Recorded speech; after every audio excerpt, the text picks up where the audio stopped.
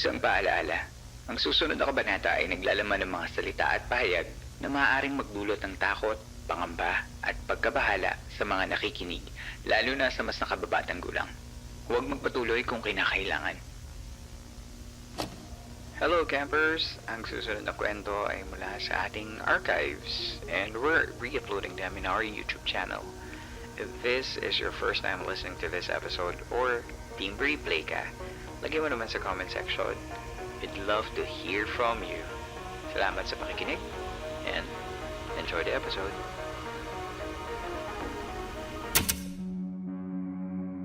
Tuloy po kayo sa gabi ng San Telmo Society. Kumusta po kayong lahat? Sana ay napapakinggan ninyo ang episode na ito sa maayos na kalagayan. Ang San Telmo Society ay ang listener story submission segment ng Philippine Campfire Stories, kung saan binabasa ko ang mga totoong kwento ng mga kababalaghan at pagtataka mula mismo sa ating mga tagapakinig.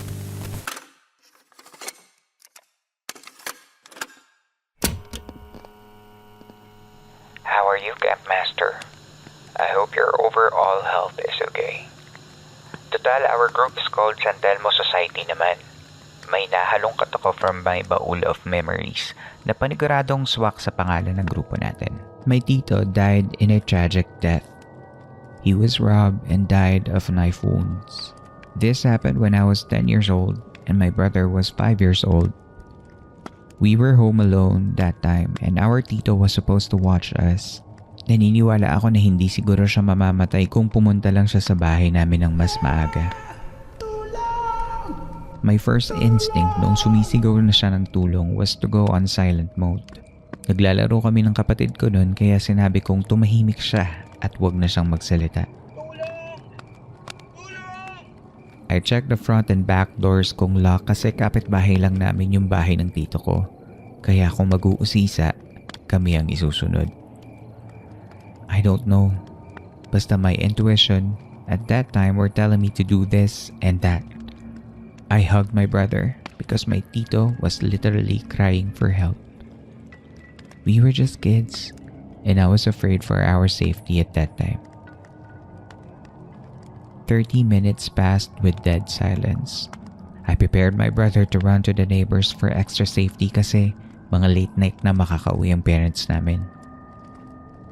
Now the question for the listeners was, bakit hindi tinulungan yung taong humihingi ng tulong?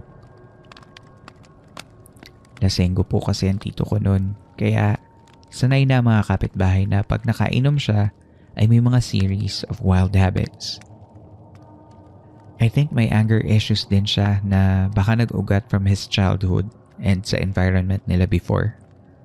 But he was a loving tito sa amin. He would always take care of us and spoil us. After the burial, nilagnat ako ng mataas na hindi bumaba for a week. Then I tried talking to him in prayers. Maybe it's his way of saying goodbye. I don't know. Many years later, malapit sa kinatayuan ng house niya before, ay may nakabili doon ng lupa. Then nagtayo din sila ng bahay doon. One of the new neighbor's son saw a blazing ball of fire around 12 midnight and 3 a.m. Kasi nocturnal din naman po yung anak ng kapitbahay namin. Malaki daw yung bolang apoy. At least 4 to 5 basketballs kung ikukumpara. My tito died around 11 to 12 years ago. Tapos, nangyari to last year. My neighbor's son messaged me saying na ipagdasal namin ang kaluluwa of my late tito. I think it happened twice. I don't know what it means kasi madaming pwedeng explanations ang San Telmo if we look into different angles. Thank you again for reading my stories. God bless. Hi August. Salamat ulit sa pagpapadala ng kwento mo dito sa San Telmo Society. I just found out that August is in fact a girl. For some reason, I thought your name is male, so I'm very sorry if natawag kitang lalaki before. The last time na binasa natin ang story ni August ay last February of 2022 when she heard a flapping sound from above her nung nasa isa siyang parking lot late at night. This time, August takes us back to sometime around the early 2010s nung bata pa siya. August, I'm sorry this happened to you at sa tito mo. to lose someone as horribly as you did, at lalo na sa batang edad, must be hard to process. Hindi mo na nakwento kung nahuli ba yung pumatay sa tito mo, pero sana naman ay nakahanap na din ang pamilya ninyo ng kapayapaan sa pagkawala ng tito mo. Yung nakita ng anak ng kapitbahay niyo na San Telmo could be anything. But you're right, it could be a San Telmo. By definition, St. Elmo's fire is a persistent blue glow that occasionally appears near pointy objects during storms. The name is something of a misnomer, as the electric phenomenon is more in common with lightning or northern lights than it does with a flame. It looks nothing like the San Telmo we know. In Philippine mythology, iba ang ibig sabihin ng San Telmo. Ang San Telmo ay isang fire spirit na hinihikayat ang mga nakakakita dito na sundan ito. Papaguri nito ang kanyang biktima hanggang sa mawalan ito ng sariling pait. Bago pa man tayo magkaroon ng terminong San Telmo, ang mga Ifugao ay mayroon ng tinatawag na fanfanilag o mga orbs of light na nakikita sa kabundukan at mga bukirin. Sa Western world naman, kilala din itong will-o-wisp o isang ball of blue flame that mesmerizes weary travelers.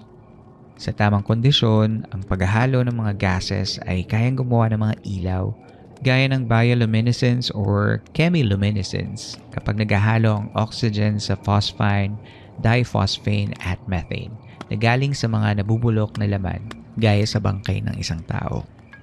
Dito din ang galing ang ideya na ang mga bolang ilaw na ito ay galing din sa mga namatay o sa mga espiritu. Salamat sa pagkukwento mo sa amin sa San Telmo sighting ng kapitbahay mo, August. Indeed, a San Telmo Society story worth reading.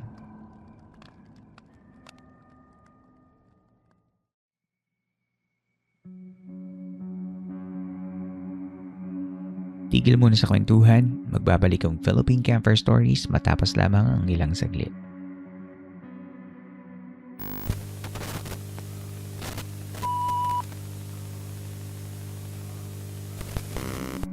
Sa pagpapatuloy ng Philippine Campfire Stories.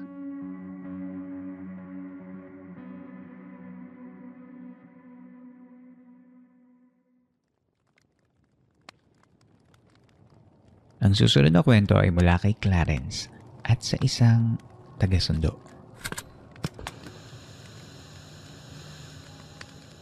Hi, Campmaster. Please call me Clarence.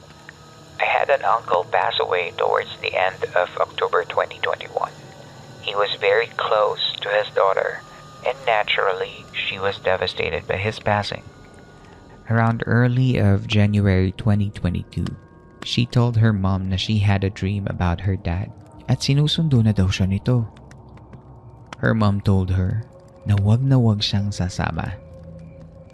Keep in mind na yung daughter nito ay sa Amerika na lumaki.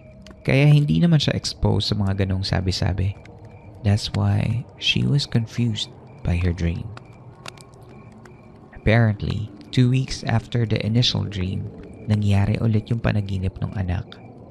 At the beginning of February 2022, the daughter was found dead on her bed in the morning. As of this writing, wala pang results yung ginawang autopsy. She was in her early 20s and very healthy.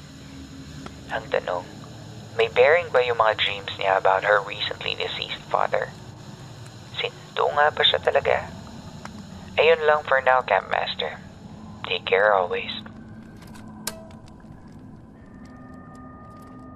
Hello Clarence, salamat sa pagpapadala mo ng kwento. Dealing with the death of a family member can really take a toll on our health, both physically and mentally.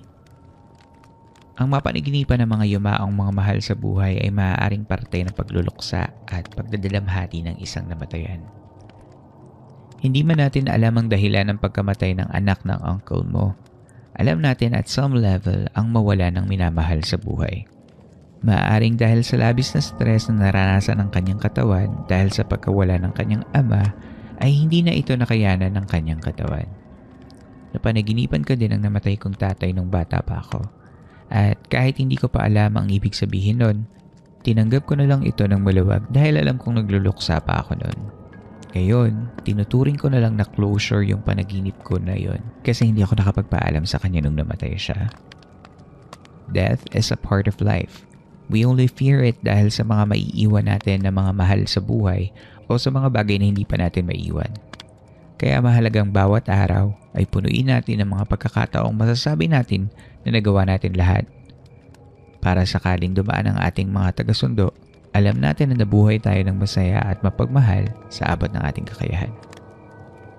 Tama din sa Clarence na kahit nasa ibang bansa na, ang ilan sa mga kasanayan ng mga Pilipino ay nananatili pa din sa buhay natin at sa buhay ng ating mga kapamilya. Sabi pa ni Clarence sa email, P.S. Na-realize ko how ingrained ang supernatural sa Filipino culture dahil kay Manang Bola sa Batibot. Imagine, sa show na para sa mga bata ay may fortune teller.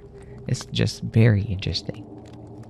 That is very true, Clarence. At tungkulin natin bilang mga makabago Pilipino na makatawid ang ating mga kasanayan kahit na pa yung mga simpleng paniniwala gaya ng huwag pagsama sa patay sa panaginip patungo sa susunod pang mga henerasyon.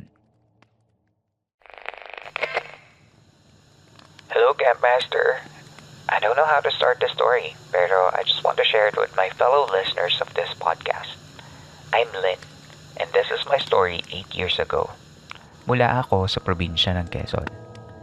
Sisimulan ko ang storya ko noong ako ay high school pa lamang at yun ang pinakauna kong karanasan sa mga kababalaghan. Kilala ang school namin noon na pinamumugaran din ng mga ligaw na espiritu, lalo na naitayo ito noong panahon pa ng mga Espanyol. Dito ako pumasok ng high school dahil ito na rin ang naging eskwelahan ng aking mga magulang pati ng aking mga kapatid. Second year high school ako nang mangyari ang karanasan kong ito. Isang ordinaryong hapon, habang nakikinig ako ng klase bandang 2:00 ng hapon ay nakaramdam ako ng sakit sa puson. Inisip ko na lamang na baka time of the month lang. Nagpaalam ako sa aming guro upang pumunta sa CR. May 3 palapag ang aming school at ang aming classroom ay nasa 2nd palapag. Nilakad ko ang pinakamalapit na CR sa dulo ng hallway ng floor namin. Pagpasok ko sa CR ay dumiretso ko sa isa sa mga cubicles at matapos ko ayusin ang aking sarili ay naghugas ako ng kamay. Habang nananalamin ako at nag-aayos ay may narinig akong kumaliskos na parang may tao pa sa loob ng CR na yun. 3 lang naman ang cubicle na mayroon at sa unang cubicle ako pumasok at alam ko na hindi ito galing doon. Hinintay kong lumabas ang tao sa loob sa isa sa mga cubicle na ito. Pero walang lumalabas. Nakaramdam ako ng panlalamig at ramdam ko na tumaas din ang balahibo ko sa braso. Hindi ko na lamang ito pinansin at nagpatuloy ako sa pag-aayos ng mukha sa salamin. Nang hindi ko na mahintay kung may tao nga ba sa mga kabilang cubicle ay nagsalita na ako na, "Hello, may tao ba?" Ngunit wala namang sumagot. Maya-maya pa ay nakarinig ako ng nagbuhos ng tubig kasabay ng boses na humihipi. Iniisip ko that time na baka may pinagdadaanan yung taong nasa loob. Pagkatapos ko maghugas ng kamay ay humanap ako ng pampunas dito, pero naisip ko na hindi ko nga pala dala yung aking panyo. May tissue na nakalagay malapit sa salamin at agad akong kumuha at sumigaw ulit ako na, "May tao ba?" Pero wala pa ding sumasagot. Naglakas loob ako na buksan ang mga cubicle pero ni isa ay walang tao sa loob. Doon na ako nang ilabot at tumakbo papasok muli sa aming classroom. Tinanong ako ng katabi ko kung ano nangyari at kinuwento ko ng buo sabay sabi niyang, "Wala nang nagsi-CR dyan, matagal na.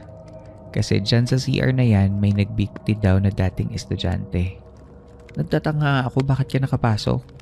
Nilalak ng janitor natin yan. Hindi lang ikaw yung nakakaramdam.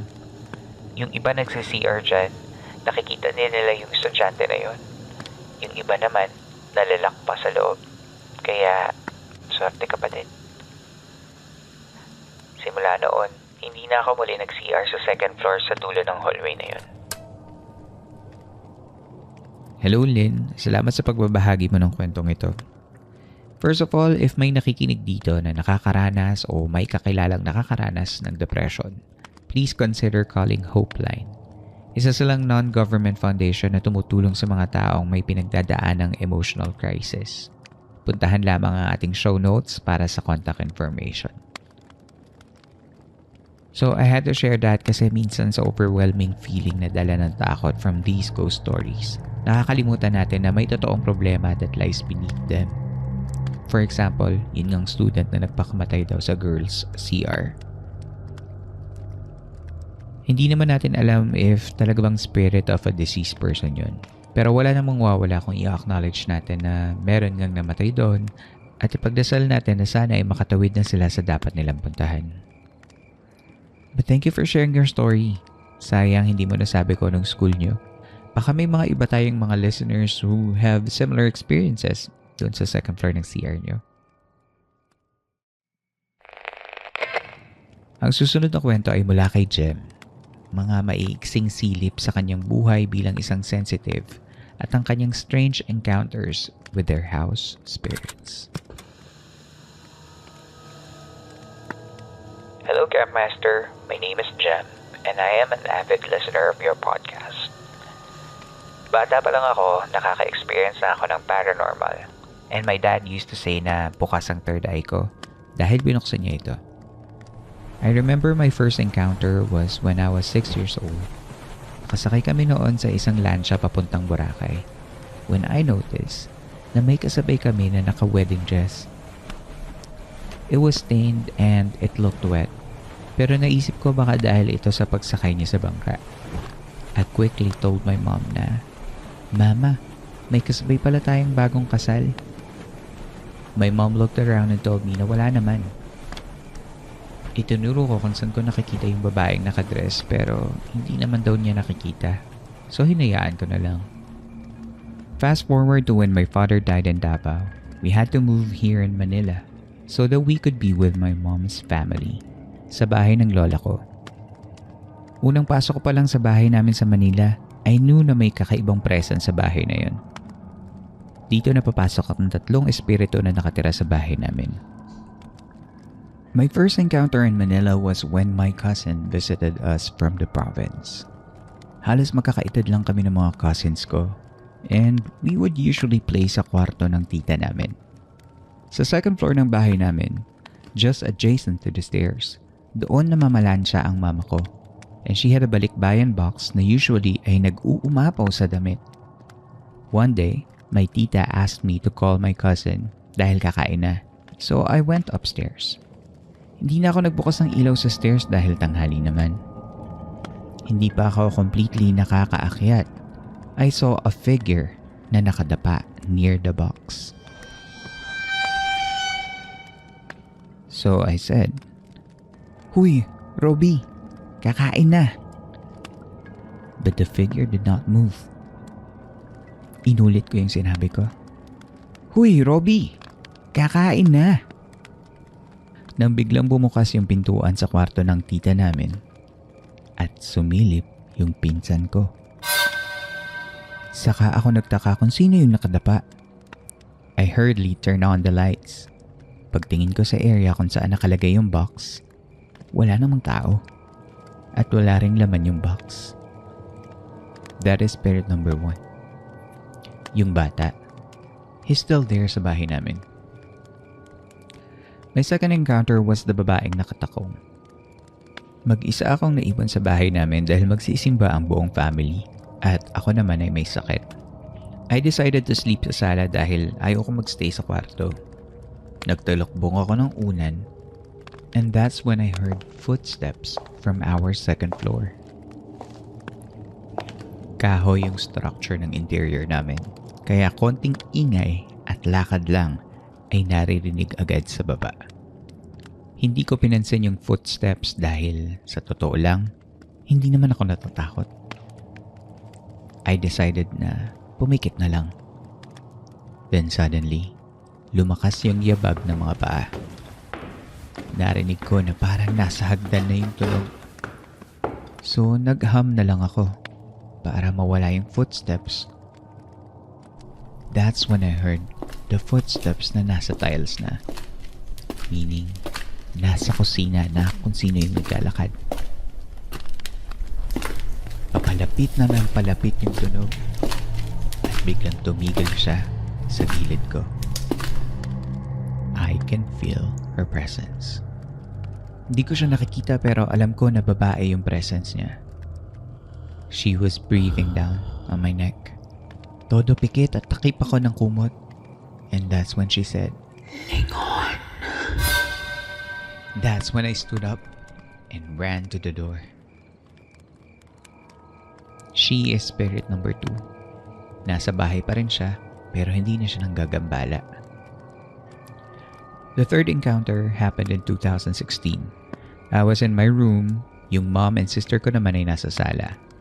Hindi ako mahilig magsarado ng pintuan dahil 3 lang naman kami sa bahay and they usually leave me alone, lalo na pag alam nila na busy ako. Nagtatrabaho lang ako noon when I felt someone looking at me. I glanced at my door and that's when I saw a dark figure peeking at my door na tila nakatingin sa akin. Nagkatatigan pa kami for a second tapos bigla siyang umalis. I quickly checked kung sino yun. Pero walang ibang tao sa labas ng kwarto ko.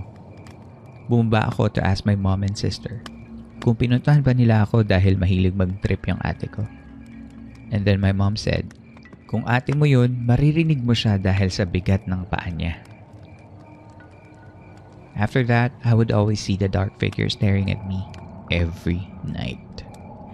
My mom's friend, who's a clairvoyant, also told me that there's a man following me at galit yung lalaki na yun. I know siya rin yung nakikita ko sa kwarto ko. He is spirit number 3.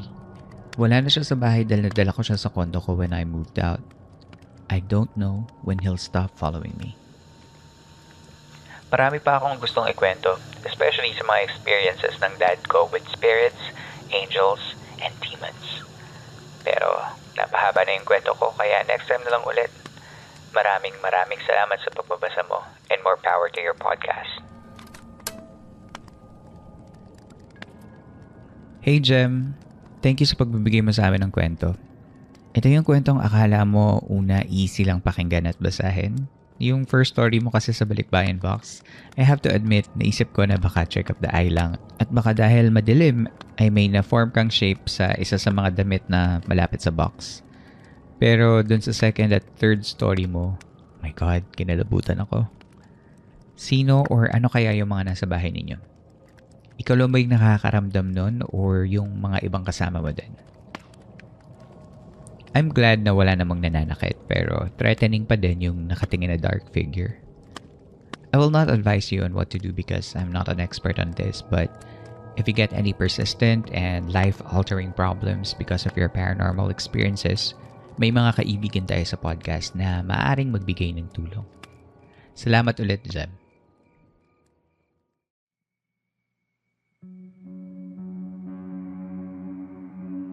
Inyo pong nasubaybayan ng isa na namang kabanata ng Philippine Campfire Stories. Sana ay nakatulong kahit panandalian ang pakikinig ninyo upang maipahingaan yung mga sarili laban sa problema at hamon sa labas ng campsite na ito.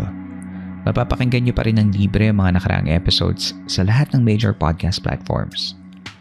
Kung nais nyo maging bahagi ng podcast na ito, ay maaari kayong mag-share ng inyong mga kwentong kababalaghan o pagtataka at mag-email lamang sa campfirestoriesph@gmail.com. Susubukan nating isama ito sa story submission segment na San Telmo Society. Muli, maraming salamat po sa pakikinig. Hanggang dito na lamang po at hanggang sa susunod nating kwentuhan.